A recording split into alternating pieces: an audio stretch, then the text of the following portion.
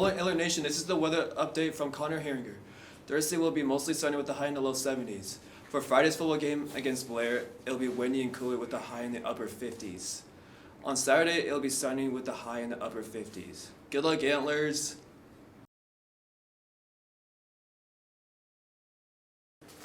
Alright, welcome back, ladies and gentlemen.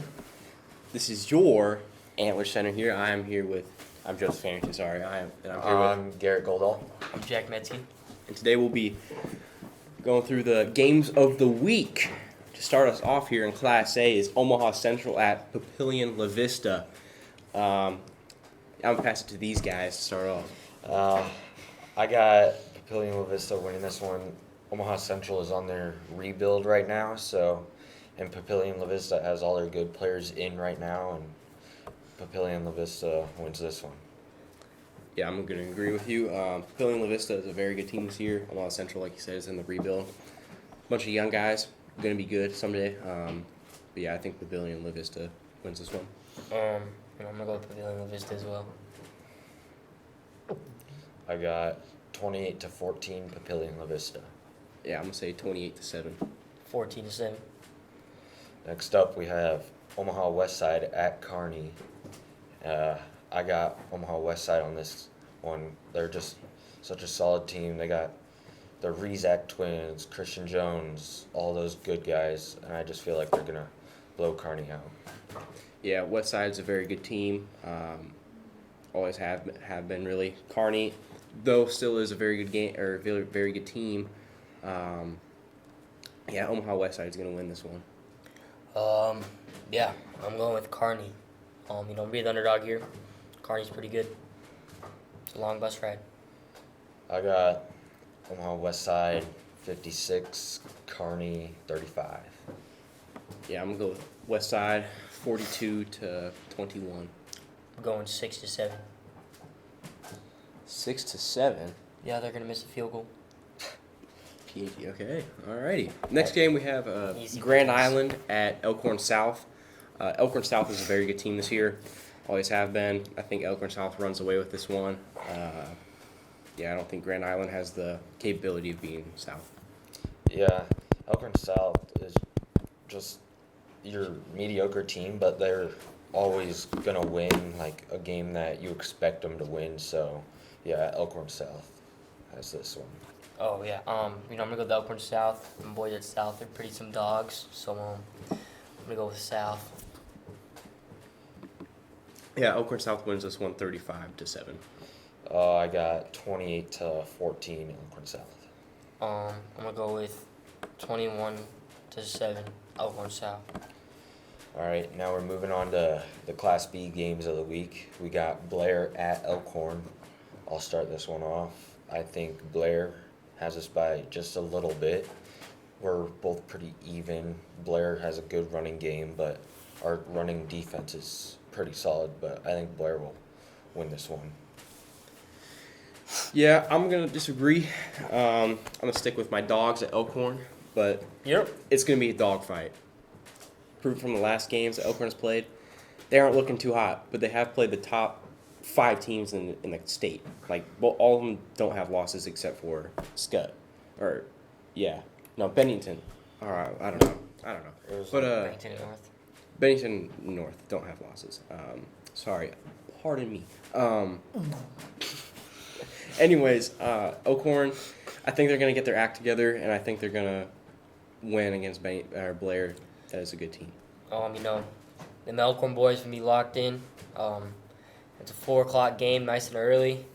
Early bird gets the worm, so I think Elkhorn is gonna demolish these Bears because the Bears know what's coming for them. So we got a chip on our shoulder from the past few weeks. We got the hardest schedule in Class B by far. It's gonna be a good game, but Elkhorn's coming away with it. Next game we got Seward at. Hey, do your score recaps. I got Blair 35, Elkhorn 14. This guy's delusional. This guy is delusional. I'm gonna say it's a close game. I think Elkhorn's gonna win by 3 points. And I think it's gonna be 24-21. 65-7. Oh, That's wild. That's a little. Next we got Seward at York. I got York on this one. Personally, I never really heard much about Seward, and I know York, they're pretty decent, and York's just gonna win this one. Yeah, York's a very good team. Seward, the only thing I've heard about them is that they beat Norse in the first game of the season. Other than that, I've heard nothing about them. So I think they're pretty irrelevant, and York's going to win this one because they're just better. York's mascot's pretty cool, so I'll go with York. Nice. I got 14-7 York. I'm going to say it's 27-3. I'm going 14-5. Okay. Moving on, we got Norse at Gross Catholic.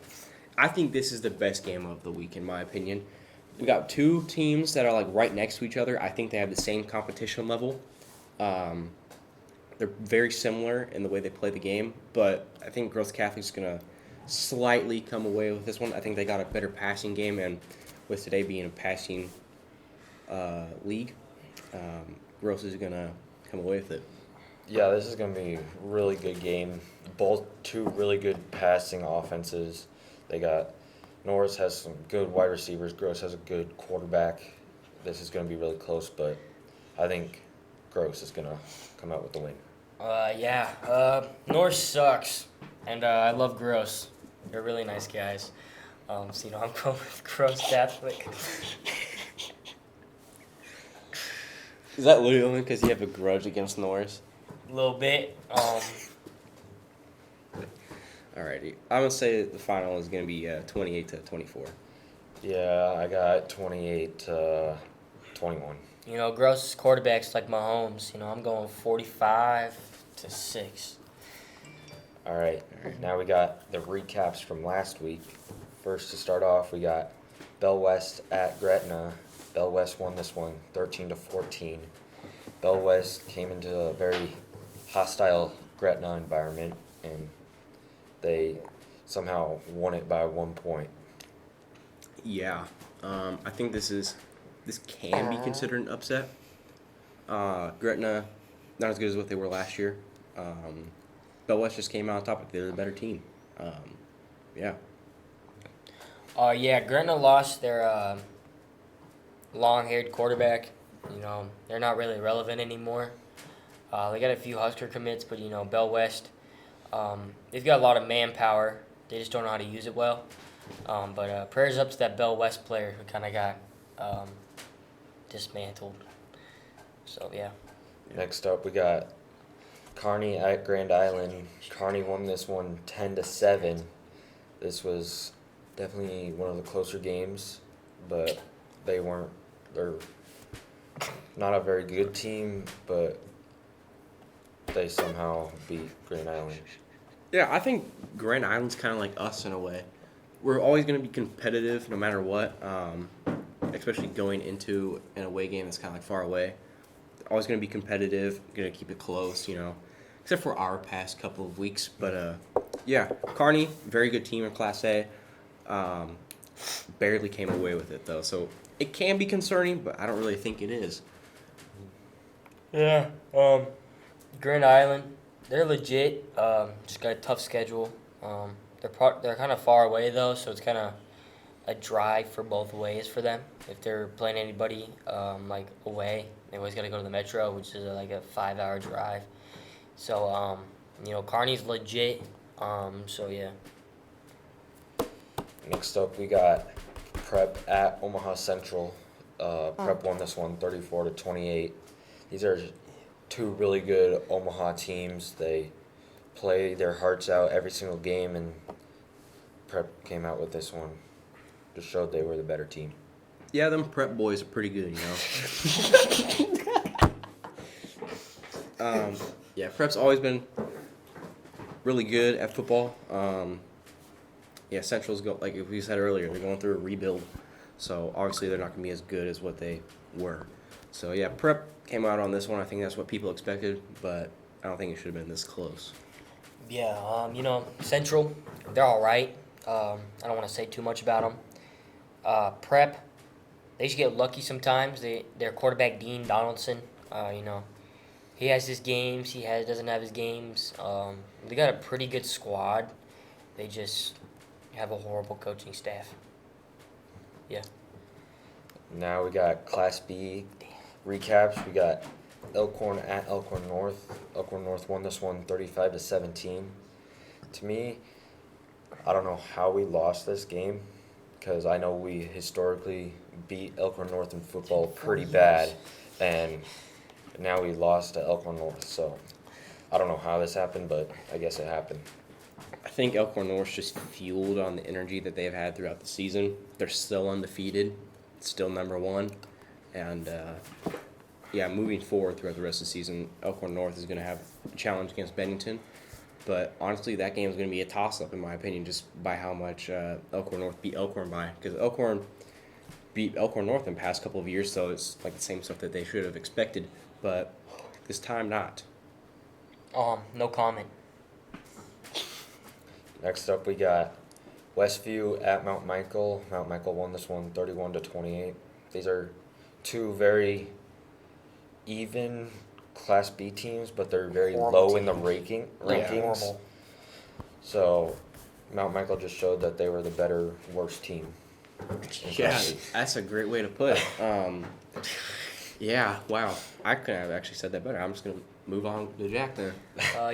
Mount Michael, they're all right. They got a young class. Westview, they just suck. I heard from one of the Mount Michael coaches that they almost got sold by the refs. I'm not going to say anything about that because I'm not a Mount Michael coach, but Mount Michael's legit. They could be a Class B state contender. Mark my words. Boy, that's cap. That's bold. Maybe in 2030. Next up, we have Hastings at Alright, GI guys. Northwest. GI Northwest won this one 29-28. GI Northwest they're pretty solid. Hastings has been very bad this season. GI Northwest is just very dominant. So GI Northwest. I think it's surprising this game was as close as it was because GI Northwest was at home and they only beat Hastings. That is pretty bad by 1 point. Now, I think it just goes to show how overrated GI is. Damn. GI Northwest, Grand Island is a pretty far drive. So I don't blame Hastings at all. They still played a hell of a game for it being 29-8 and a very long drive. So, yeah. That's it for your game recap and predictions. Hey, props to our filmer. Props to our filmer.